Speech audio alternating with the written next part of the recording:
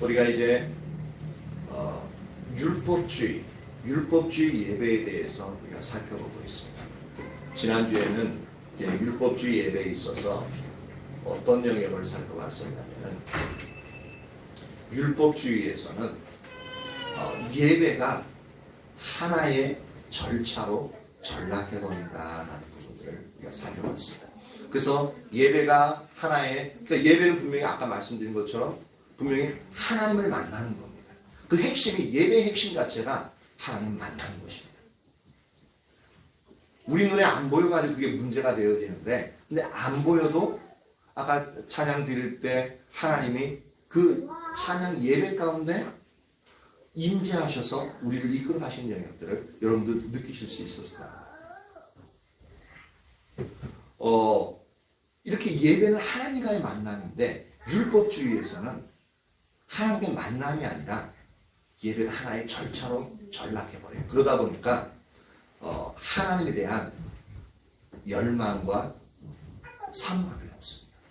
그리고 예배를 통해서 하나님께서 뭔가 좋은 일을 하실 수 있다는, 내가 원하는 영역들, 내 문제들 해결하실 수 있다는 그런 기대감이 없어요. 그냥 주일날이니까 지금껏 해오던 대로 예배드리고, 아니면 끌려와서 하든가, 아니면 보내심을 받아서 하든가. 그러니까 그러다 보니까 예배에 기쁨이 없고 그냥 힘든 그러한 영역이 될 수가 있다는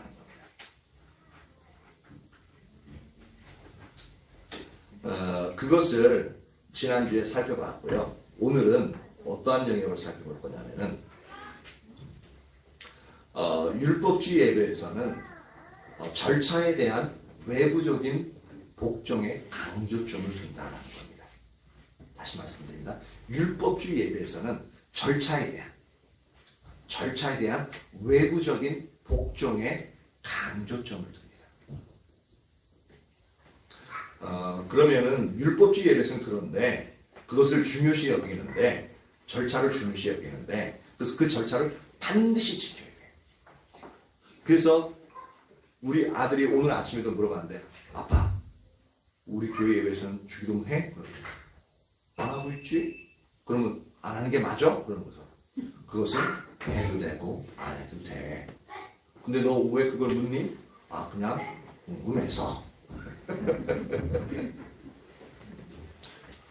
왜냐하면 일반적으로는 종땅 치고 묵도하고 사도신경하고 성시교독하고 또 기도하고 찬양하고 또 대표기도하고 그 다음 이제 성가대 있으면 성가대하고 아니면 찬양대에 와서 찬양하고 또 더 나가면 이제 특송하거나 그리고 나서 또 하면은 대표기도 하고 그래서 성경 공독하고 그리고 이제 설교 들어가죠. 그러고 나서 설교 끝나면 축도하고 기도하는 데도 있고 기도 안 하는 데도 있고 그래서 이제 축도하고 마치는 그 절차가 딱 틀처럼 완전히 딱 짜여져 있습니다. 그래서 그것이 우리가 기존에 드려졌던 예배의 틀입니다. 그래서 그 예배의 틀을 조금이라도 벗어나면은 뭔가 이상한 거 살짝 째려보기 시작합니다. 우리 운경자님이 저번에도 얘기했듯이 예배를 2시간 드려요 그랬더니 그 들으시는 분이 그 혹시 2단 아니야? 예배 시간만 2시간 드린다 그래가지고 2단에 포함되어져요. 왜냐면 보통은 1시간 드리니까. 그렇다고 2시간 드리는 것이 옳다? 1시간 드리는 건 옳지 않다? 그 얘기는 아닙니다. 짧을 수도 있고 길 수도 있습니다. 또 30분 드릴 수도 있어요. 어쨌든 율법주의 예배에서는 절차에 대한 외부적인 복종의 강조점. 그래서 그거 틀리면은 약간 그때부터 이상하게 이제 생각하기 시작합니다. 그게 율법주의적인 예배의 그 가치관이 있기 때문인 것입니다. 그러면 성경에서 말하는 진정한 예배가 무엇인가를 우리가 살펴보는 게 필요하겠죠. 자, 시편 51편 17절을 찾아봅니다.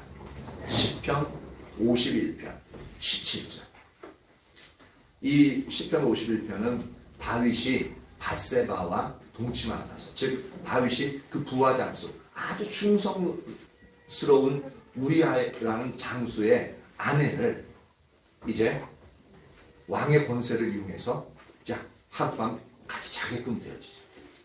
근데 그 아내는 왜 딸려가서 자는지 모르겠어요. 그러니까 약간 그건 잘 모르겠는데, 하여튼 그렇게 이제 왕의 권세를 통해서 그렇게 이제 동침하게 돼요.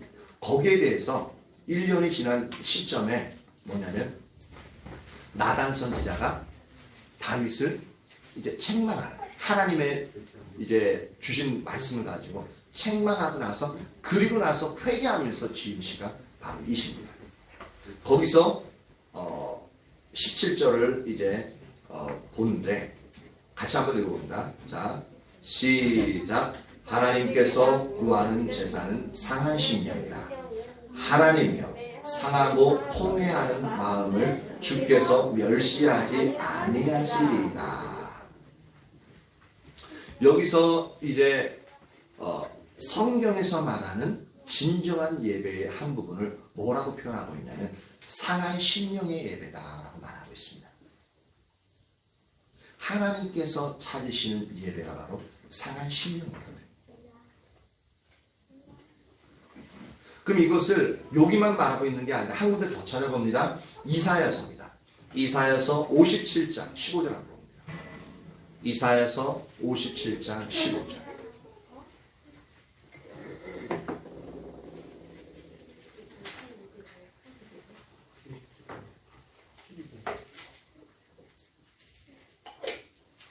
이사야서 57장 15절.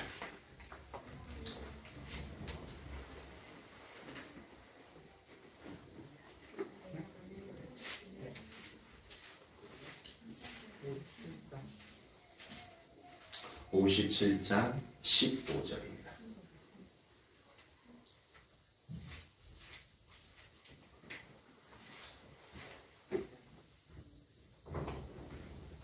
네, 같이 한번 읽어봅니다. 시작. 지극히 존귀하며 영원히 거하시며 거룩하다 이름하시는 이가 이같이 말씀하시되, 내가 높고 거룩한 곳에 있으며 또한 통회하고 마음이 겸손한 자와 함께 있나니, 이는 겸손한 자의 영을 소생시키며 통회하는 자의 마음을 소생시키려 함이라.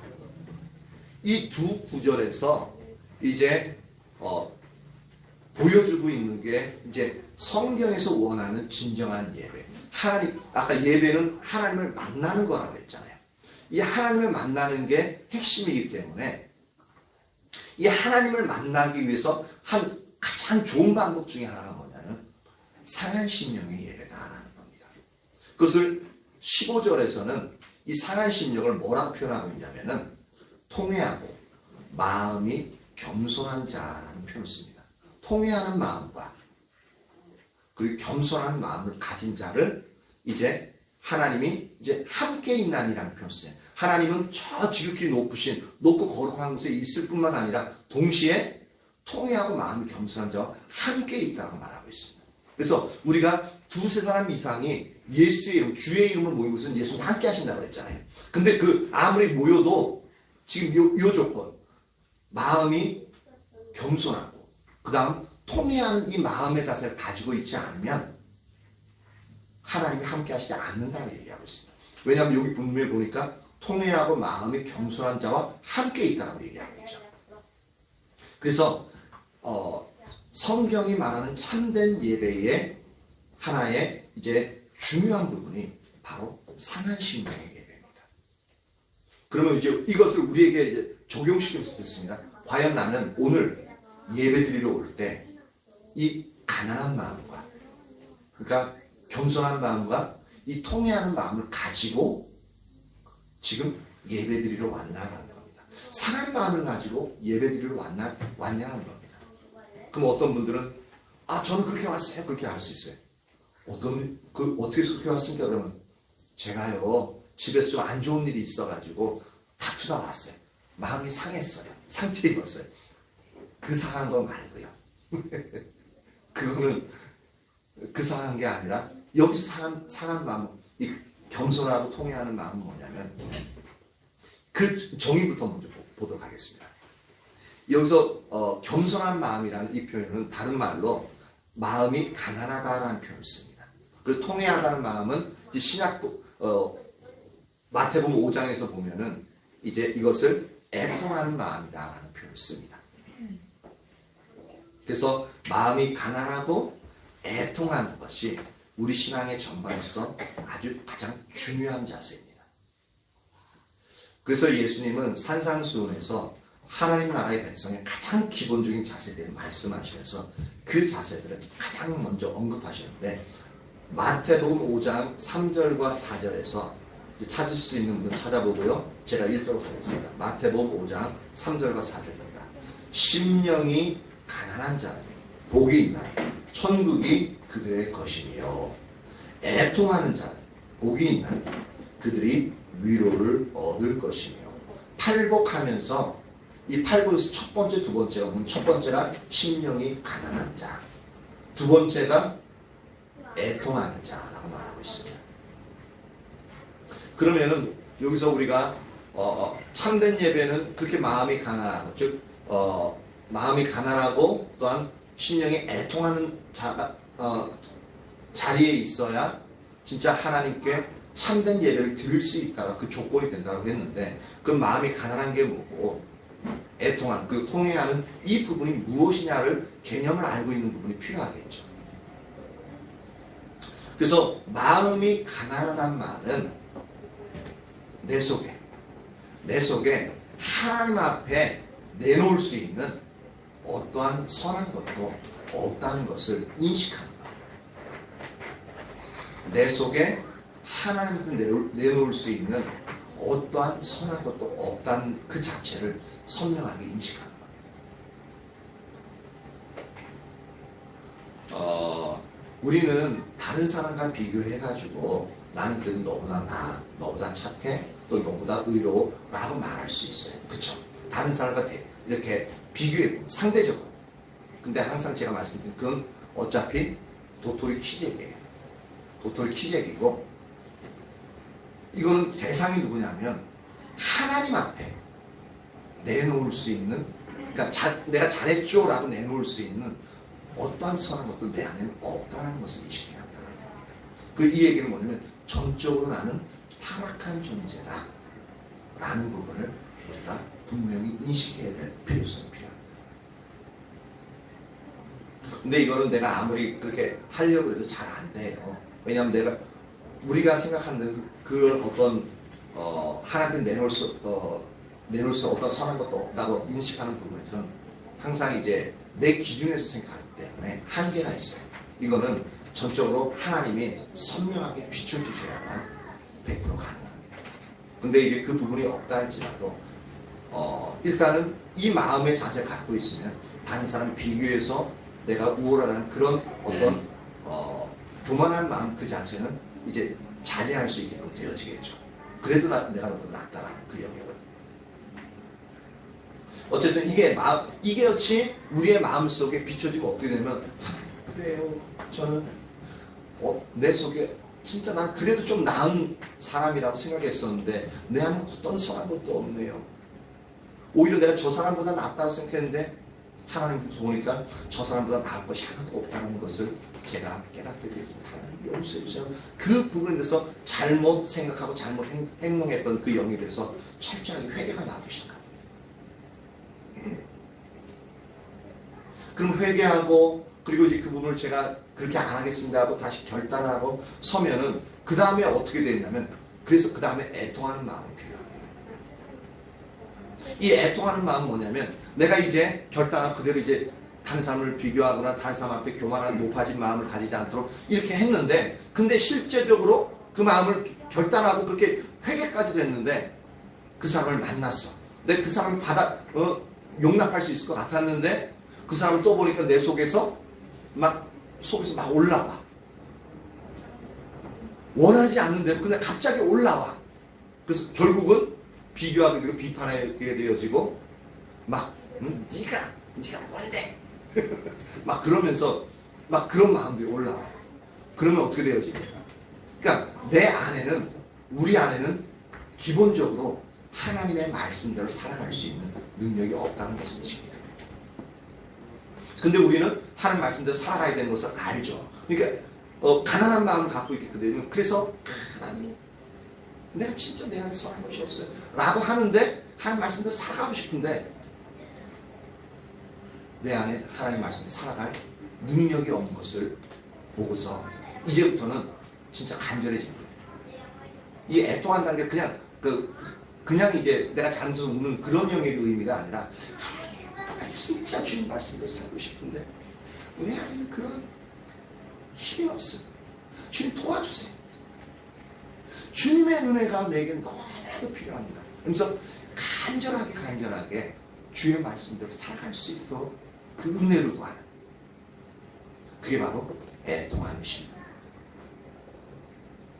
그러니까 예배드리러 오면서 이렇게 내 안에 어떠한 선한 것도 없는 부분들 성령을 인식하고, 그리고 이제 진짜 주님 뜻대로 살려는데 안 되니까 주님 예배를 통해서 내가 진짜 그 주님의 말씀으로 살아갈 수 있는 은혜를 부어주십시오. 그렇지 않으면 나 진짜 주님 말씀대로 살 수 없습니다. 그렇지 않으면 내가 진짜 주님 앞에 주님이 기뻐하시는 예배를 드릴 수 없습니다. 주님, 나를 만나시고 그 은혜를 부어주십시오. 이게 바로 애통하는 마음이에요.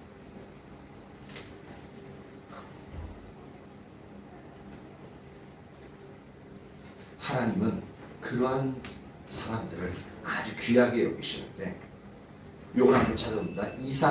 이사야서 66장 2절입니다. 이사야서 66장 2절.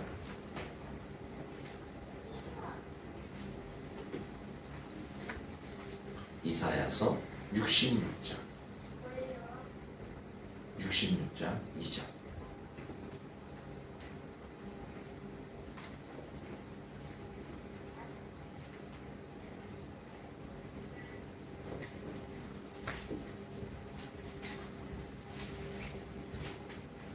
이사야서 66장 2절.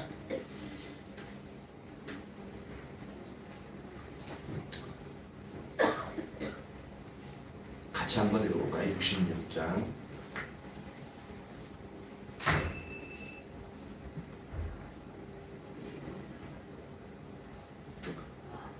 자, 시작. 나 여호와가 말하노라. 내 손이 이 모든 것을 지었으므로 그들이 생겼느니라. 무릇 마음이 가난하고 심령에 통회하며 내 말을 듣고 떠는 자, 그 사람은 내가 돌보려니와. 이렇게 마음이 가난하고 심령에 통회하는 자는 하나님이 돌보시겠대요.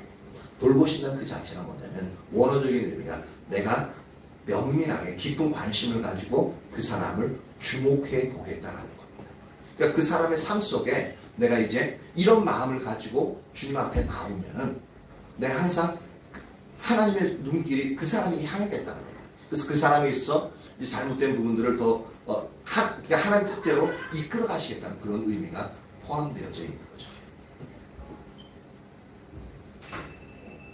그래서 우리 신앙의 본질인 하나님을 알고 살아가기를 추구하는 성도들은 바로 그런 가난한 마음과 애통한 마음을 가지게 되어져 있습니다. 왜 어떤 과정을 통해서 그러냐면 보십시오. 우리가 하나님을 알고 살아가기를 추구해요. 그러면은 하나님이 이제 우리가 하나님 관계가 점점 회복되어지면 하나님이 우리 예배관 우리 삶 가운데 하나님이 우리와 함께 하시기 시작하거든요. 함께 하시기 시작하게 되어지면 거룩하신 하나님이 함께 하기 때문에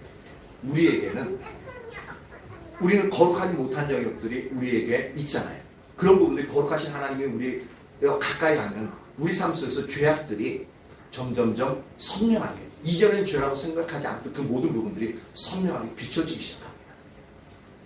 그래서 우리가 이건 각오하셔야 돼요. 우리가 주님을 더 사랑하고 주님께 더 가까이 가면 갈수록 이상하게 더 기분 좋아지고 더욱더 그냥 잘 풀리고 내가 원하는 것도 잘 되는, 우리는 그런 상상을 하잖아요. 근데 실제로는 그런 영역들도 있지만 가장 먼저 일어나는 게 뭐냐면 우리가 주님께 가까이 가면 갈수록 주님도 우리 가까이 오시는데 그 거룩한 죄 없는 분이 가까이 오시기 때문에 거룩한 하나님이 오면 우리에게 죄가 하나씩 둘씩 더 드러납니다. 그리고 하나님의 기준이 아닌 것들 하나님 그건 아니냐 너 그건 용납해야 돼. 그건 사랑해야 돼. 그건 포용해야 돼. 네가 먼저 용서를 구해. 내가 먼저 잘못하지도 않았는데요. 그래, 네가 먼저 용서를 구해야 돼. 라고 하면서 하나하나 우리의 삶을 간섭하시기 시작합니다. 그러면 우리가 상당히 힘들어질 수 있어요. 근데 그렇게 해야만, 왜 그렇게 간섭하시냐면은, 그렇게 해서 우리의 죄가 하나씩 둘씩 사라져야만, 이렇게 다루어져야만 우리의 삶이 거룩해지고, 또한 그 죄가 사라져야만 하나님이 우리를 더 가까이 하실 수 있어요. 더 가까이 하시고 우리의 삶 속에서 더욱더 자유롭게 하나님 운행하시고 하나님의 영광을 드러내실 수 있습니다. 그래서 우리가 더 하나님을 알게 되어지고 하나님 더 사랑, 더 그 친밀한 관계 더 자라납니다. 그러니까 계속적으로 이렇게 하나님 우리의 죄를 지적하시게 되니까 우리의 마음이, 내 속에 어떠한 선한 것도 없는 부분이 비춰지니까 내 마음이 가난해질 수밖에 없죠. 그렇죠? 그리고 이제 하나님 말씀대로 살아가기 위해서 진짜 하나님 은혜가 아니면 안 된다는 그것을 인식하게 되어지니까 더욱더 애통하는 마음을 가질 수밖에 없다는 겁니다. 근데 하나님과의 친밀한 교제 가운데 있음에도 불구하고 이것이, 이런 마음의 자세가 안 된다. 그러면 나는 아직 성경이 말하고 있는 하나님과의 친밀한 관계 가운데 아직 내가 생각하는 만큼은 아직 아닌 것, 성경이 말하는 만큼은 아직 아니니까 그것을 분별해 볼 수 있겠죠. 그래서 어느 때보다도 이렇게 하나님 알고 이제 애통한 마음을 가지는 사람들은 어느 때보다 하나님을 예배해 나갈 때 그러한 하나님을 향한 갈급함과 애통함을 가지고 하나님의 얼굴을 구하며 나가게 될 겁니다. 그러니까 이제 이 말씀을 계속 드리는 이유는 뭐냐면, 우리가 이 시간 이후서부터, 아니 지금서부터라도 예배 드리는 부분에 있어서 예배 드리는 자세가 우리가 어떠해야 되는 것을 분명히 선명하게 이제 깨달아지기를 예수님 축복합니다. 그래서 예배 드릴 때, 올 때마다 하나님 만나기 위해서 오고, 또한 그 만나기 위해서는 내 마음의 자세가 어떠해야 되나 하는 분명히 인식해야 됩니다. 그래서 작은 제목 첫 번째로 율법주의 예배는 애통하는 심령이 없다. 이 부분을 살펴보려고 합니다. 율법주의 예배에서는 하나님을 아는 것이나 또는 하나님과의 관계에 초점을 두지 않습니다. 그것을 강조하지 않아요. 그래서 율법주의 예배에서는 가난하고 애통하는 마음의 자세나 삶에 관해서 별로 관심이 없습니다. 왜냐하면 하나님을 알고 하나님의 관계가 되어져 있는 이 강조에만 그것을 우리가 관심을 가지고 그것을 추구할 텐데, 그러면 성령님이 임하셔서 우리가 잘못된 부분을 비춰주시니까 이제 애통하고 가난한 마음을 가지게 되기 때문에, 이 율법주의 예배에서는 절차에 관심이, 거기에 외부적인 절차를 지키는 거에만 이제 강조점이 있다 보니까 전혀 애통하는 마음이나 가난한 마음이 생길 필요가 없는 거죠. 그건 하나님만이 오셔서 행하는 건데, 하나님 가까이 오시지 못하니까 우리가 그런 마음이 생기지 않는 건 당연한 겁니다. 그러다 보니까 그러한 율법주의 예배에서는 그저 외부적인 절차와 형식에만 초점을 맞춰요. 그래서 어떤 사람들은 이 율법주의를 뭐라고 부르기도 하냐면 종교의 영이라고 부르기도 합니다. 이 종교의 영이 뭐냐면, 원래 의미 자체가 신앙생활을 이제 하나님을 알고 사는 친밀한 관계를 통해서 하나님께 더욱더 가까이 가는, 하나님을 온전히 사랑하는 그 신앙생활을, 이제 이것을 뭐냐면 종교적인 활동으로 대치시키려고 하는 악한 영이다라는 표현을 씁니다. 그래서 종교의 영은 어떤 관계가 아니라 관계에 초점을 못 두게 하고, 오히려 뭐냐면 종교적인 활동에 우리가 초점을 둬가지고 그것을 잘하면 이제 하나님을, 신앙생활을 잘하고 하나님을 사랑하는 것을 인식하게끔 하는 부분으로서 이제 종교의 영이다라는 표현을 씁니다. 그래서 율법주의는 우리 신앙을 세상의 일반 종교와 같은 수준으로 전락시키 버리기 때문에 종교의 영이라는 표현을 쓰는 겁니다. 그래서 세상의 종교는 그들의 예배에 있어서 형식과 절차를 아주 중요하게 여깁니다. 근데 슬픈 것은 지금 기존 기독교, 우리가 드리는 예배에 있어서 한번 잘 생각해 보십시오. 형식과 절차 엄청 중요하게 여깁니다. 그렇죠? 그리고 이 어떤 것까지도 더 중요하냐면, 이 강대상에 올라오는 부분에 있어서도 올라와야 될 게 있고 올라오지 못할 게 있습니다. 지금 이제 저는 이제 기타를 여기다 올려놓고 하잖아요. 이거요. 강대상에 기타 있으면 안 돼요. 왜냐면 딴 따라가는 거라고. 그 강대상이 있을 거는 이게 강대상이 좁아가지고 못하긴 하지만 이제 그랜드 피아노나 피아노 이제 딱 있고 키보드 같은 것도 최근에 도입된 거 최근 한 10년 하긴 뭐지 경배찬이 이제 오늘교에서 하면서 그때부터 도입된 거긴 하지만 이제 그 전까지는 키보드도 안 돼요. 고전적인 이제 파이프 오르간이든지 하여튼 그랜드 피아노 그런 것들이 있어야 돼. 드럼은 말도 표현할 때 시끄럽게 그냥 딴딴한 드럼 치고 그게 절차 형식을 얼마나 중요하게 여긴지 모릅니다.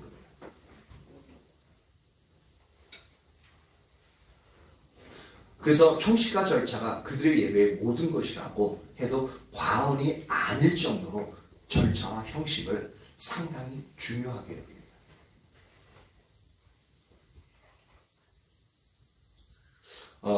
우리에게 있어서 종교는 아니지만 이제 많이 종교가 되기는 했지만 우리나라에서 많은 사람들이 자기 조상들에게 이제 명절 때 보면 조상들에게 차례 지내잖아요. 그렇죠?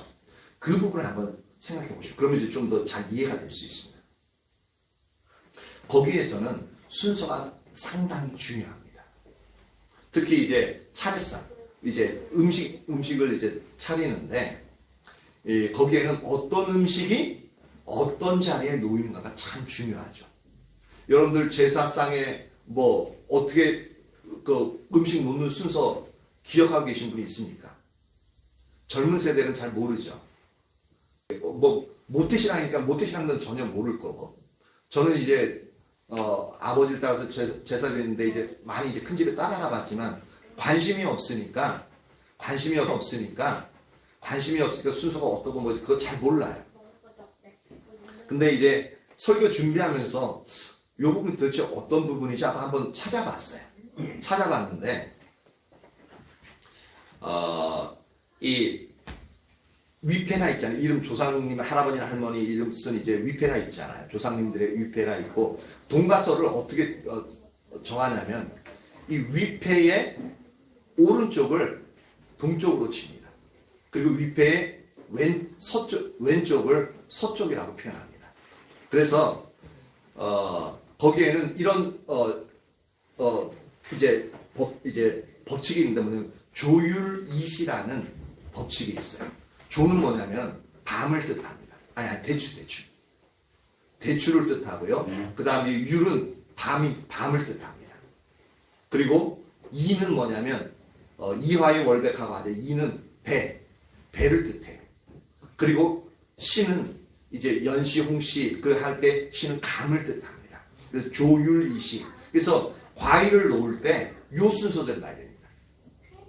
대추, 밤, 배, 그리고 감. 요 순으로 놓는데 근데 하나 이제 찾아보니까 왜 그러면 이 순으로 놓지? 그것도 또 궁금하잖아요.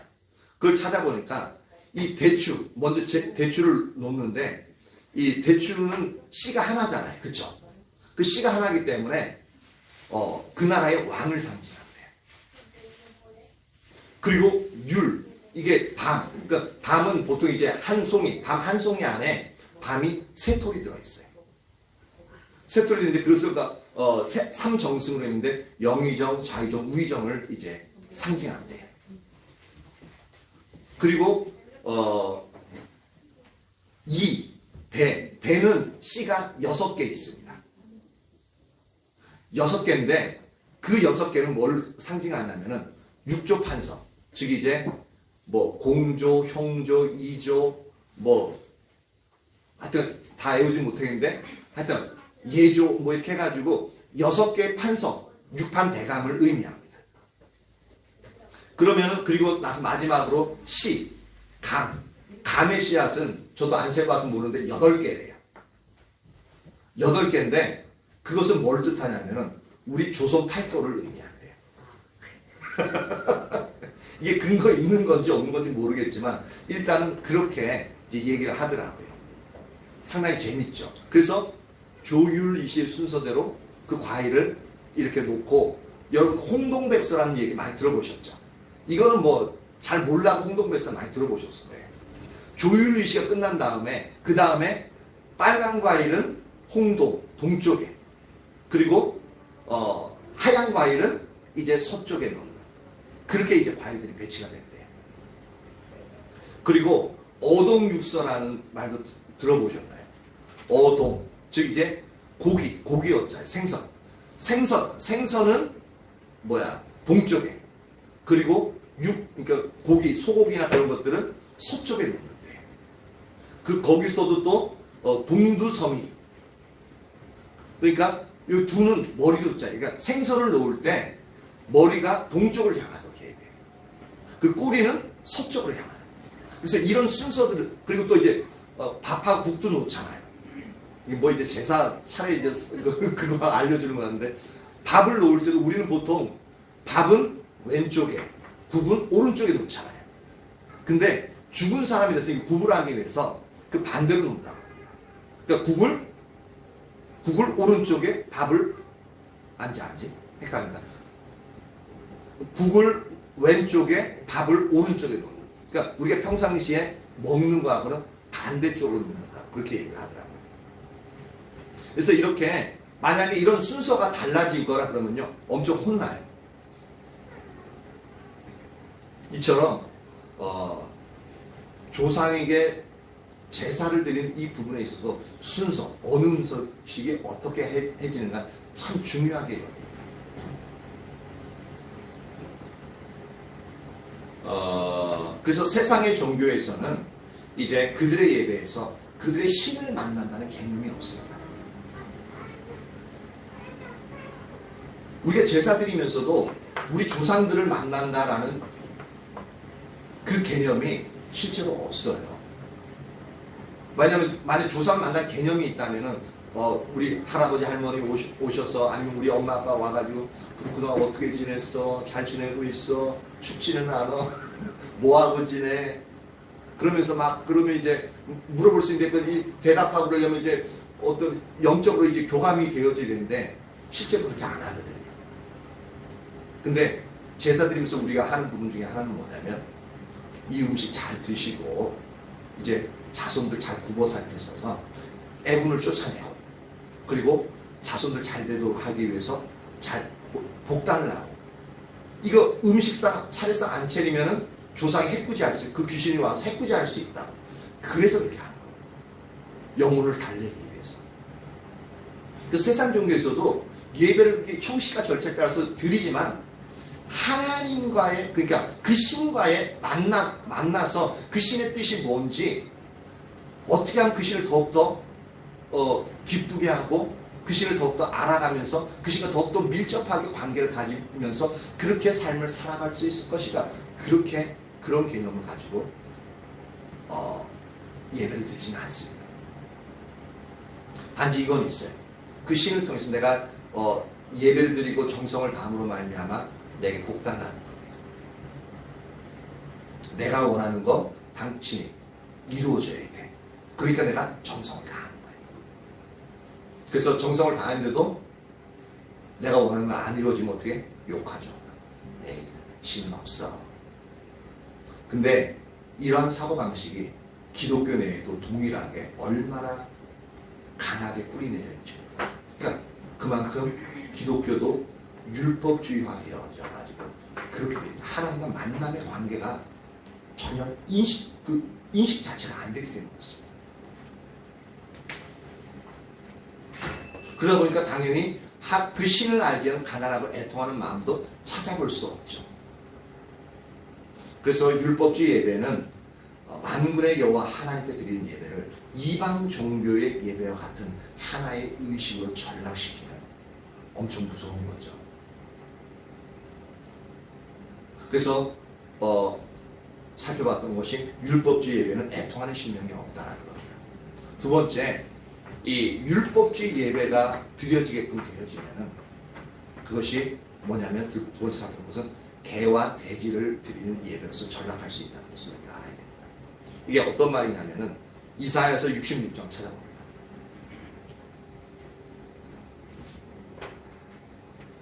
이사야서 66장 1절에서 3절입니다.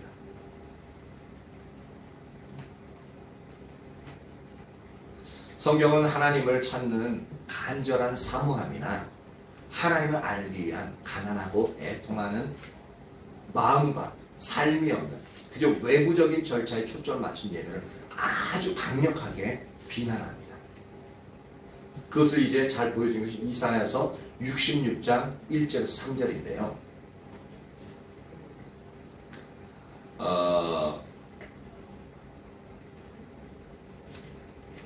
읽으면서 제가 이제 우리 같이 한번 읽어보도록 하겠습니다. 1절에서 3절. 자, 시작. 여호와께서 이와 같이 말씀하시되 하늘은 나의 보좌요 땅은 나의 발판이니 너희가 나를 위하여 무슨 집을 지으랴. 내가 안식할 처소가 어디랴. 나 여호와가 말하노라. 내 손이 이 모든 것을 지었으므로 그들이 생겼느니라. 무릇 마음이 가난하고 심령에 통회하며 내 말을 듣고 떠는 그 사람은 내가 돌보려니와 소를 잡아 드리는 것은 살인함과 다름이 없이 하고 어린 양으로 제사 드리는 것은 개의 목을 꺾음과 다름이 없이 하며 드리는 예물은 돼지의 피와 다름이 없이 하고 분향하는 것은 우상을 찬송함과 다름이 없이 행하는 그들은 자기의 길을 택하며 그들의 마음은 가증한 것을 기뻐한지. 그냥 이렇게 읽어서는 잘 모르겠죠. 잘 모르는데 이 성경은 그 당시에 예배를 살인, 개와 돼지를 드리는 제사 그리고 우상 숭배에 비유하고 있는 것을 볼 수가 있습니다. 그렇죠? 그 당시의 예배를.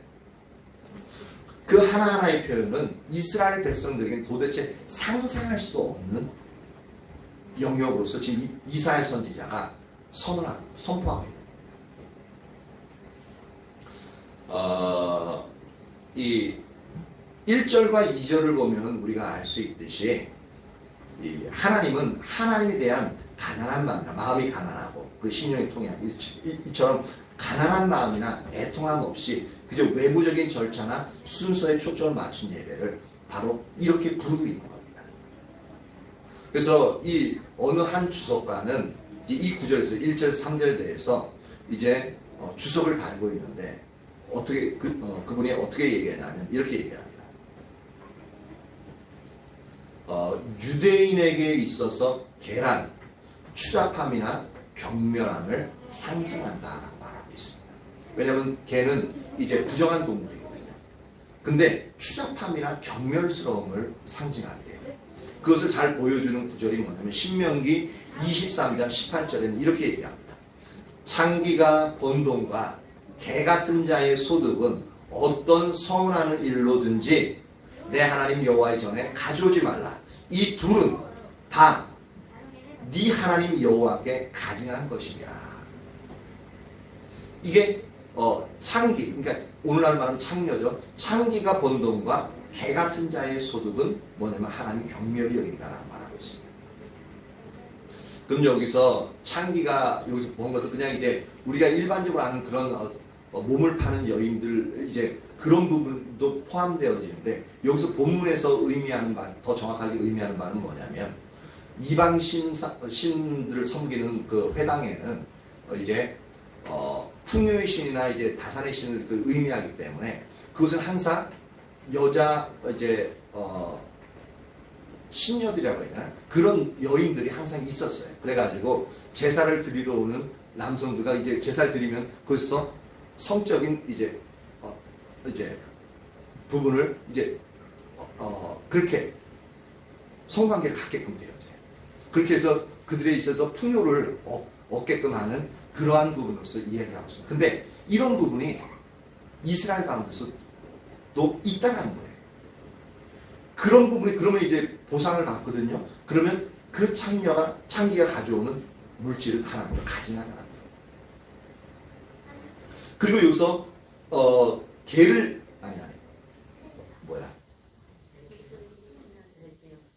개 같은 자의 소득. 여기서 개 같은 자의 소득 할 때, 개 같은 자 할 때, 이 개 같은 자도 뭐냐면은, 그럼 이제 제사 드리러 오는 사람이 남자만 오는 게 아니잖아요. 그쵸? 그러면은, 이 여성들을 동일한 가치관으로, 이제 대접하기 위해서 뭐냐면은, 남자 창기가 있는 거예요. 그래서 이제 그들을 미동이라고 불렀는데, 그래서 신전에서 그런 성적인 부분을 이제 관계를 갖게끔 되어지는 겁니다. 그래서 그런 사람들 개 같은 자라고 표현하고 있는 거예요. 상당히 추잡한. 그래서 그런 자들은 하나님께 예배를 드린다고 예물을 가져온다고 할지라도 그것을 받지 마라. 여호와를 경멸히 여기시는 재물이다라고 말하고 있습니다. 이처럼 개는 상당히 추잡하다는 그런 의미를 가지고 있습니다. 또한 상대방을 경멸하는 의미를 가지고 있는데, 이건 이제 사무엘상 17장 43절에 보면 나오는데요. 블레셋 사람이 다윗에게 이르되 네가 나를 개로 여기고 막대기를 가지고 내게 나왔느냐고 그의 신들의 이름으로 다윗을 저주하고.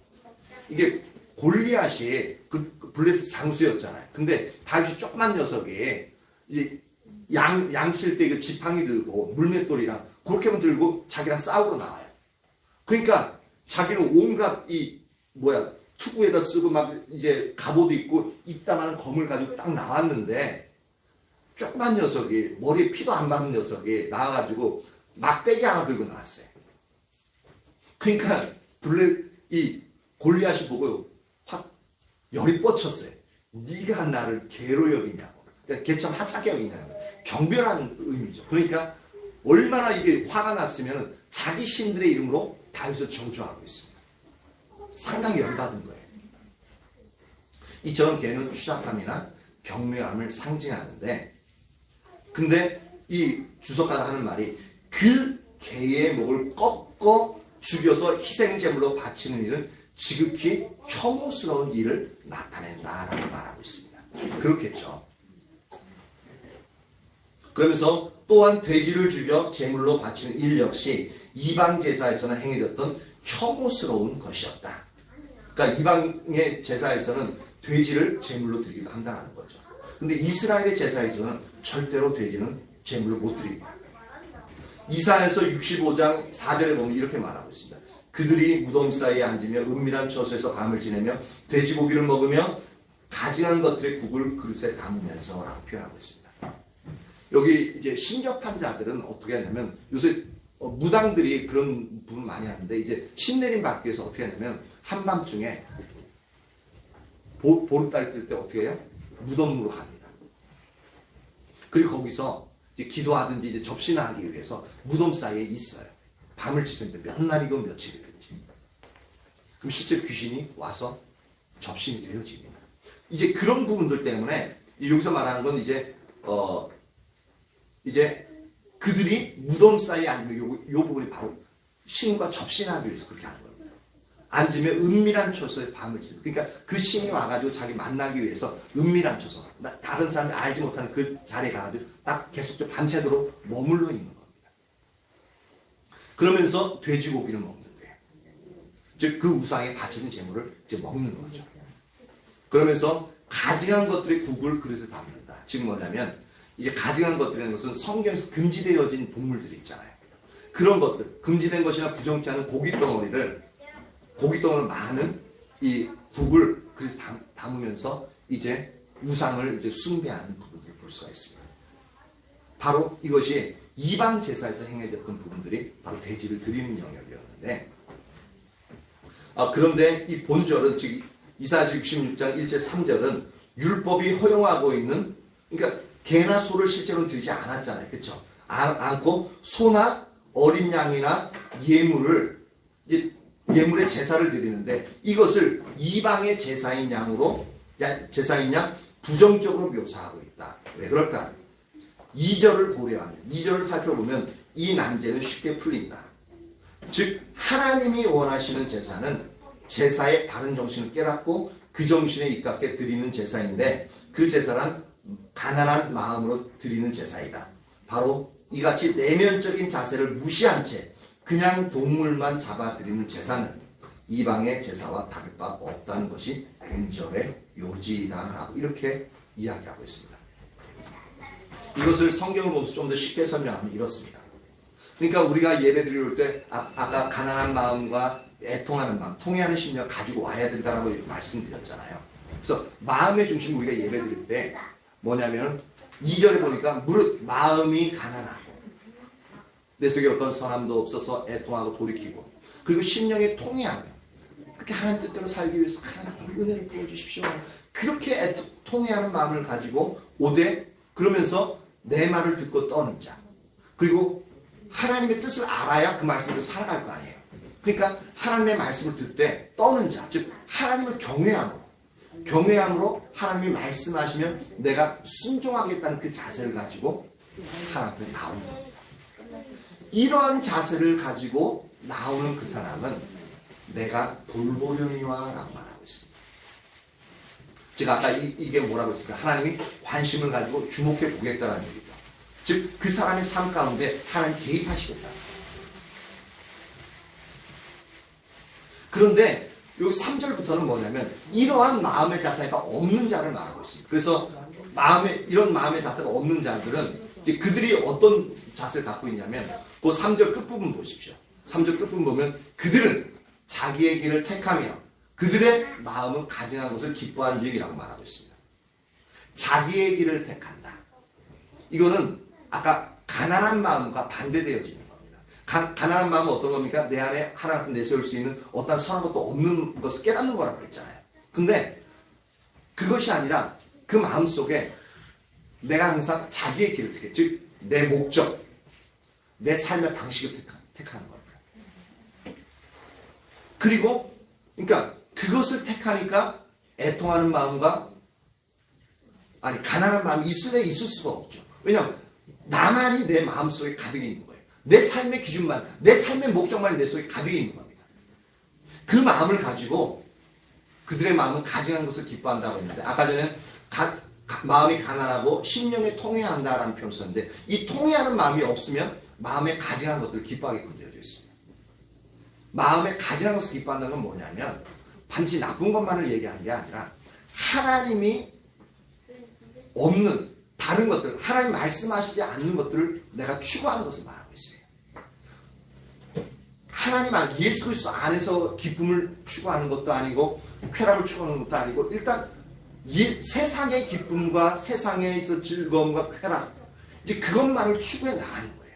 내 목적을 가지고 그것을 내 방법대로 열심히 해가지고 그것을 내가 성취하기 위해서 내가 원하는 것들만 내 마음속에 가득 채워놓는 겁니다. 그러니까 애통함이 없죠. 그러니까 하나님이 보시기에는 가증한 것들을 기뻐하는 이런 마음의 자세가 있으면은 하나님의 말씀을 듣고 떠는 자세가 있을까요? 전혀 없죠. 내 귀에는 하나님의 말씀이 내 귀에 들리지 않아요. 이러한 마음의 자세를 가지고 이스라엘 백성들이 예루살렘 성전에 올라오는 겁니다. 올라서 어떻게 해요? 소를 잡아서 하나님 앞에 여호와 하나님 앞에 드려요. 소를 잡아드릴 때가 가장 큰 희생이 들어갑니다. 엄청 비싸잖아요.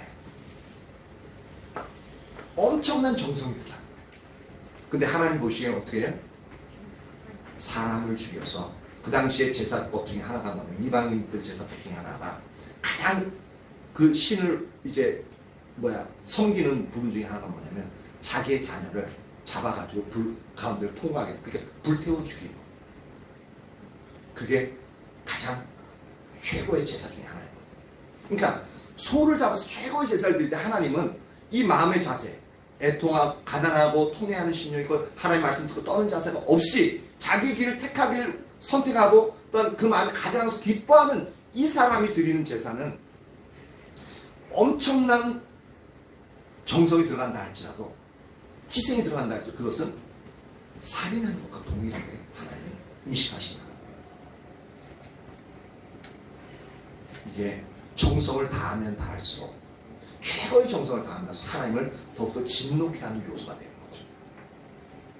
그리고 어린 양으로 제사를 드리는 것은 어떻다고요? 개의 목을 꺾은 것과 다름없이 하나님 그렇게 받아들인다. 이 사람은 분명히 양을 잡아서 정성스럽게 드렸어요. 근데 하나님은 자기의 길을 택하고 마음에 가져가서 기뻐하는 이 마음의 자세를 가지고 양을 드리면은 하나님 보시기에 개의 목을 꺾어가지고 하나님 드린 것과 동일하다고 말씀하고 있는 거예요. 그리고 정성을 다해서 예물을 드리면 그것은 돼지의 피를 가져와서 뿌리는 것과 동일하다고 얘기하고 있어요. 그리고 분향은 뭐냐면 이제 하나님 향을 태우는 거거든요. 그럼 연기가 확 피어오르잖아요. 그러면 아주 아름다운 향기가 나면서 이제 그 안에 제사장 안에 연기가 자욱해지면서 향기도 자욱해지거든요. 근데 그것을 하나님은 어떻게 받아들이면 우상 숭배다 라고 그렇게 받아들여요. 정작 본인은 정성을 다하는 거. 근데 그 마음의 중심이 완전히 달라요. 자기의 길을 택하고 마음에 가지는 것을 기뻐하고 하나님의 말씀을 듣고 행하려는 자세가 전혀. 이건요, 오늘날 우리가 어떤 자리에 있나 한번 보십시오. 진짜 내가 이 자리에 올 때 가난한 마음을 가지고 통회하는 심령을 가지고 하나님 말씀을 듣고 순종하고자 하는 그 하나님 말씀을 소중히 여기는 하나님 말씀을 떠는 그 자세를 가지고 과연 이 자리에 왔는가. 그렇게 되면 하나님이 어떻게 하신다고? 돌보시겠다 라고 말씀하고 있어요. 근데 그 마음의 자세가 없이 단지 내가 원하는 것 이루기 위해서, 내가 복받기 위해서 왔고, 그리고 실제로는 내 마음의 중심은 내가 어떻게 하면 그 삶을 더욱더 내가 원하는 삶을 살아갈 수 있을 것인가 하면서 세상에 있는 것들을 더 추구하고 원하는 그 마음으로 가득 차 있으면, 지금 현재 여러분의 마음속에 그 마음으로 지금 예배를 드리고 있다면 하나님이 지금 어떻게 반응하신다고요? 끔찍하게 반응하십니다. 얼마만큼 이 율법주의의 예배 얼마나 심각한 건지 우리가 알아야 됩니다. 그래서 예배 드릴 때 이것이 우리에게 있어서 하나님이 이런 부분을 받으시는 걸 알면은 우리가 진짜 예배 하나하나가 조심하게끔 되어집니다. 내가 진짜 애통하는, 항상 가난한 마음을 가지기 위해서 애쓸 것이고, 통해하는, 애통하는 마음을 가지고 애쓸 것이고, 그 말씀을 듣고 순종하기 위해서 말씀을 소중히 여기고, 그러한 마음을 가지게 되는 것이고. 물론 이 부분을 100% 우리가 순종하지 못하고 항상 잊어먹을 수 있어요. 근데 이것을 알면은, 우리가 잘못되면은 하나님 용서해 주세요. 회개하고 금방 돌이킬 수 있잖아요. 그렇지 않으면 이것이 우리 인식이 없으면 우리는 항상 어느 자리에 가 있냐면 자기의 길을 선택하게 되어지고 하나님이 보시기에 가증한 것들을 우리가 그것을 선택해서 나가게 되어집니다.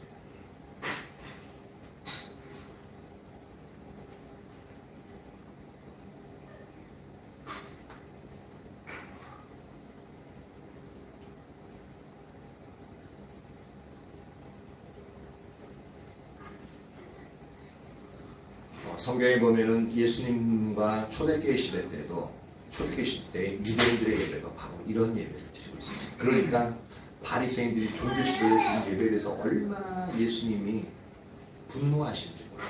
그래서 오죽하면 성전 안에 들어가가지고 채찍 만들어가지고 그것을 파는 이제 짐승들과 돈 바꾸는 것들, 그 사람들은요 정성을 다해서 하는 거예요.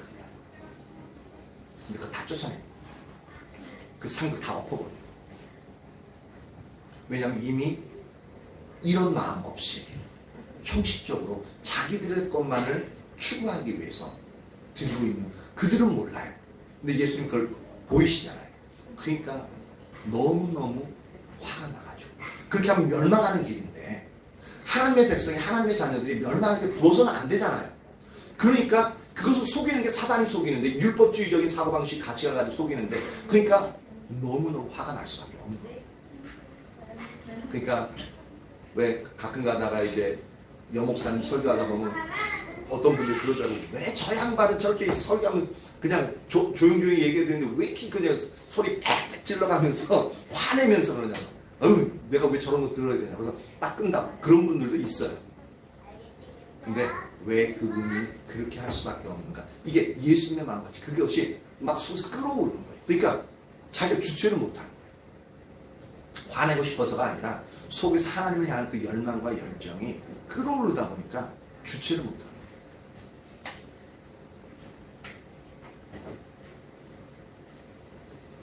그래서 로이드 존스 목사님은 이렇게 얘기합니다. 침체기의 예배에 있어서, 침체기에 있어서 예배에 대해서 이렇게 어떤 표현을 하냐면은, 침체기에 빠진 교회가 예배의식에 있어서 보다 더 형식적이며 예배 형식을 채용하고 공기도서나 의식서로 돌아가는 경향을 띈다는 것을 알게 될 것입니다. 이 모든 것은 형식적인 종교의 한 부분입니다. 그러니까 예배가 침체되면 침체될수록 하나님의 성령의 임재가 없고 하나님 살아계신 성령의 능력이 없으면 없을수록 예배는 형식적으로 하나 촘촘하게 짜여진다는 겁니다. 그렇게 해가지고 예배를 거룩하게끔 보여지게끔 하는 겁니다. 이게 저도 예전에 이제 들었던 부분인데 지금도 그렇게 하는지는 잘 모르겠는데 어떤 교회는 인천에 그런 교회가 있다고 해가지고 상당히 큰 교회인데 그 교회에서 하는 부분들을 이제 다른 교회들도 그 소문 듣고 쫙 따라하는 부분이 있었는데 어떤 거였냐면 매주 토요일 날 그 다음 날에 있을 이제 주일 예배를 위해 리허설을 하는 교회들이 있다고 얘기 들었습니다. 그러니까 연습을 하는 그 주일날 있을 예배를 연습하는 겁니다. 연습하는데 어떻게 하냐면 그들은 이제 시간을 재는 거예요. 시간을 딱 재가지고 모든 순서가 한치의 오차도 없이 매끄럽게 진행되도록 모든 노력을 기울인대요. 꼭 이제 어떤 공연할 때 이런 부분 하잖아요. 그렇죠? 공연할 때 이제 그렇게 하는데 예배를 지금 그렇게 준비하는 거예요. 그러면서 만약 총 예배 시간이 1시간을 초과하면은 그것에 맞춰 대표 기도 시간을 줄이는 등 각 부분의 시간들을 조정해 나가는 겁니다. 아니면 설교를 조금 더 일찍 끝낸다던가. 그래서 총 1시간을 딱 11시에서 12시에 땡 치면은 끝낼 수 있도록 그렇게 예배 시간을 조정하는 거예요. 그래서 실제로 주일날 예배 딱 드리면 그 전날 연습했던 그대로 쫙 예배가 형식에 맞춰가지고 쫙 해가지고 딱 끝납니다. 그래서 그것을 되게 자랑스럽게 여기고 그것을 스마트한 예배라고 그게 엄청난 정성을 들인 예배라고 하면서 그 당시에는 상당히 인기가 많았다. 신선하잖아요. 어차피 1시간 동안 드리고 똑같은 형식을 드리는데 그 미리 준비하는 그게 미리 예배 인도자들 와가지고 관계된 사람들 하루 전날 와가지고 연습한다는 그 자체도 쉽지 않잖아요. 정성이 필요하거든요. 그러니까 더 좋아 보이는 거예요. 맞잖아요. 그러니까 이게 예배가 아니라 공연으로 생각하는 거예요. 근데 본인들은 공연으로 생각 안 하고 예배로 생각하죠. 근데 실제로는 공연을 준비하는 거예요. 하나님은 공연을 준비하는 거예요. 그래서 그들은 그렇게 준비된 예배가 훌륭한 예배라고 생각하는 거죠.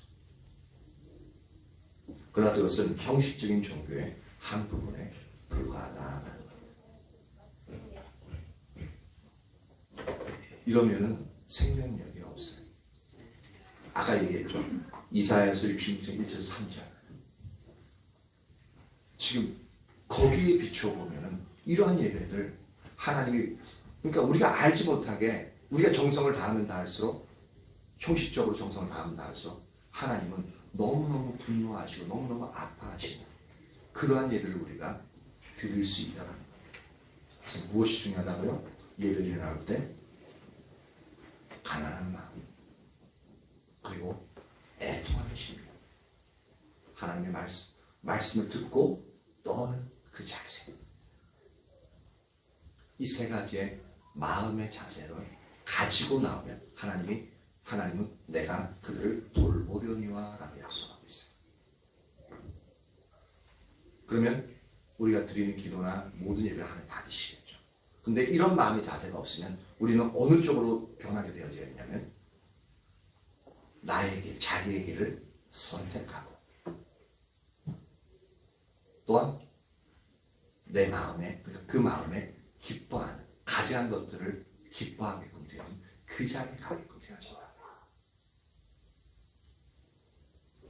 그럼 예배는 드릴지 모르지만 하나님 전혀 받지 않으시는 예배가 되어지는.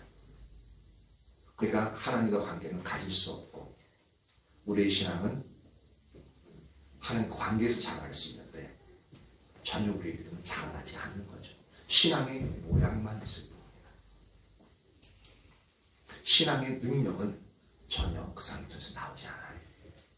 평안할 때는 신앙의 모습이 있기 때문에 신실하다고 볼 수 있어요. 근데 어려움이 닥치면 그런 사람들은요. 어려움이 닥치면 그러니까 모래 위의 지음성이 어떻습니까? 평상시에는 반석에 지은 집과 똑같다고 예수님이 말씀하시잖아요. 근데 바람이 불고 비가 오고 창수가 넘칠 때 어떻게 해요? 모래 위에 지으면 기초에서부터 완전 쌓은 다 무너집니다. 어려움이 올 때. 그러니까 완전히 믿음이 없는 부분들이 드러납니다. 근데 반석 위에, 즉 말씀이 듣고 순종하고자 하고 그 다음 이제 가난한 마음과 애통하는 심령을 가지고 그런 가운데서 우리의 신앙을 쌓아나가는 데는 아무리 어려움이 와도 어차피 믿음 자체가 견고하게 주님에 의해서 세워진 거니까 흔들리지 않아요. 요동치 않습니다. 어려움이 와도 오히려 믿음이 더 견고해지면 견고해졌지 흔들리지 않는, 쓰러지지 않는 믿음이 되어지거든요. 그래서 평상시에 믿음이 있는 것 같아도 실제로 그 사람은 진짜 믿음이 있는지 없는지는 어려움을 당해봐야 합니다. 어려움 당하면요 진짜 그 사람 믿음이 있는지 없는지 선명하게 우리 볼 수 있습니다. 어쨌든 오늘 핵심은 가난한 마음, 애통하는 심령, 그리고 말씀을 듣고 떠는 자세, 요 중심을 가지고 주님 앞에 나오는 것을 하나님은 참된 예배를 참된 예배를 드릴 수 있는 가장 중요한 조건이라고 말씀하고 있습니다. 이 영역들이 저와 여러분 모두에게 선명히 인식되어지고 그리고 항상 우리가 그 말씀 가운데 크게 박설 수 있기를 예수님의 이름으로 축복합니다. 네, 반주자 나오시고요. 반주 좀 해주고요. 와서 이제 우리 좀 기도하죠.